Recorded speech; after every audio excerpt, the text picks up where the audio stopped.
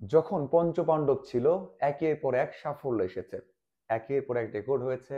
বাংলাদেশ দলকে যে কোনো দল ভয় পেয়েছে, অথবা ম্যাচ খেলার আগে বা মাঠে নামার আগে বলতে পারেনি যে ম্যাচ তারা জিতে গেছে, যেটা এখন হচ্ছে।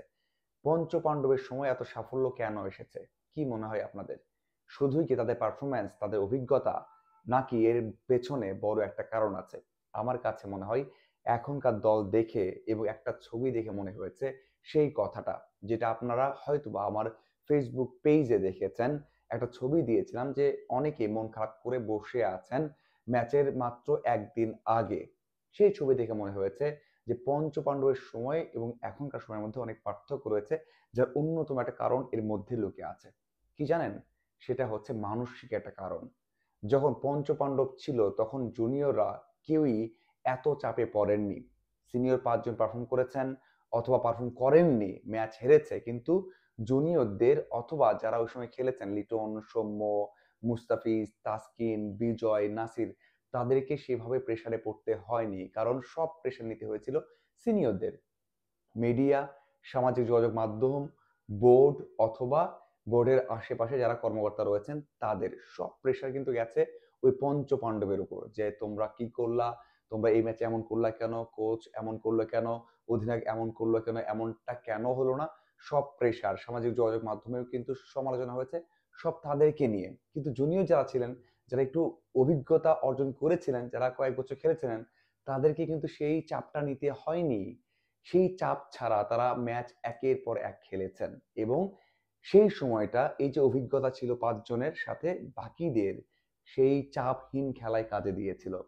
আমি যদি বলি নাসির, সাব্বির, সৌম্য, মুস্তাফিজ, তাসকিন, রুবেল, লিটন, তারা সবাই কিন্তু সেভাবেই পারফর্ম করেছেন, এবং সেজন্যই বাংলাদেশ দল অনেক ম্যাচ জিতেছে, অনেক ভালো পারফরমেন্স দেখেছে। হঠাৎ করে কেন সৌম্য খারাপ করেন, লিটন দাস কেন ধারাবাহিকতা অর্জন করতে পারেন না, কেন শান্ত এখন ভালো খেলতে পারেন না? এই প্রশ্নগুলো আপনার মধ্যে আসতেই পারে, কিন্তু আমার কাছে মনে হয় এই যে শান্ত বললেন যে ক্যাপ্টেন্সি করবেন না, শান্ত হয়তোবা মিরাজ বলছেন এখন যে কোনো একটা ফরম্যাট খেলবেন না, হয়তোবা টি-20 ফরম্যাটটা কেন বলছেন? এই প্রেশারটা তারা নিতে পারছেন না। কিন্তু তাদের উপর কেউ যদি থাকতেন, ওই পঞ্চপাণ্ডব থাকতো, তাহলে কিন্তু সেটা হতো না। আমি নিশ্চিত যদি সাকিব আল হাসান থাকতেন বা তামিম থাকতেন এই দলে এবং শান্ত ক্যাপ্টেন হতেন, শান্ত কখনোই বলতেন না আমি অধিনায়কত্ব ছেড়ে দিতে চাই, কারণ এই যে দুজন সিনিয়র, সাকিব, তামিম অথবা অন্য কেউ, তারা কিন্তু সেই দায়িত্ব নিতে পারেন, সেই প্রেশারটা নিতে পারেন। ম্যাচ হারলে প্রেস কনফারেন্সে আসা, হ্যান্ডেল করা, ড্রেসিং রুমে বোঝানো, কোচিং স্টাফের সাথে কথা বলা, সেই কাজটা তারা করতে পারেন। এবং এইভাবেই জুনিয়র অনেক সাহস পান, চাপ মুক্ত থাকতে পারেন, খেলতে পারেন। এখন যেটা হয়েছে, আমি কেন বললাম যে এখন যেটা হয়েছে, যে ছবিটা আমি পোস্ট করেছি, হয়তো আপনারা দেখবেন, সেখানে দেখে মনে হচ্ছে একেবারে দলে কিছুই নেই, আত্মবিশ্বাস নেই, উচ্ছ্বাস নেই, আনন্দ নেই। মনে হয় যে কত বড় কি ঘটে গেছে বাংলাদেশে, সারা ওয়ার্ল্ডে বা তাদের পরিবারে, এমনটা মনে হচ্ছে। সিনিয়ররা থাকলে মানসিকভাবে এই অবস্থা কখনো দেখা যায়নি। ওই একটা ছবি বলে দেয় যে বাংলাদেশ অবস্থা খারাপ, এবং যারা দলে রয়েছেন তাদের অবস্থাই তো খারাপ।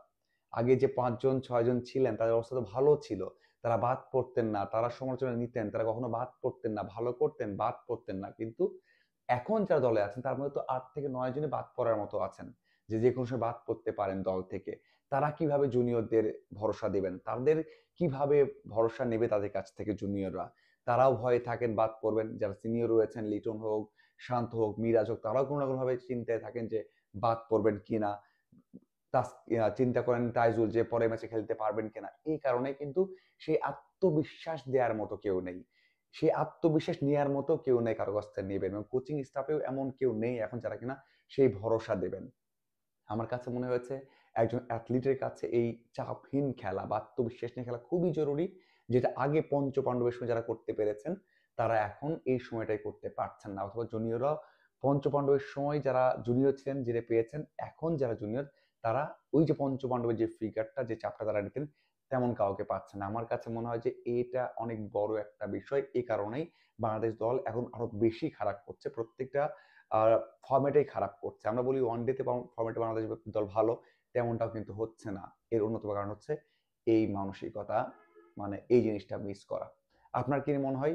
আমাকে অবশ্যই জানাবেন কমেন্ট করে। ধন্যবাদ সবাইকে সাথে থাকার জন্য। আশা করি আর আপডেট এবং বিশ্লেষণ নিয়ে হাজির হয়ে যাব। ধন্যবাদ।